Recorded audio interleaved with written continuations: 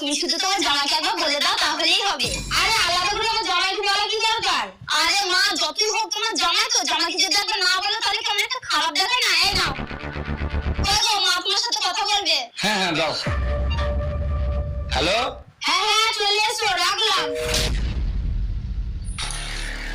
কেটে গেল, হয়তো খুব ব্যস্ত আছে ওই জন্যই ফোনটা কেটে দিল। দাদা আমি আবার এক্ষুনি ফোন লাগাচ্ছি। হ্যালো মা। আরে আবার কি হলো?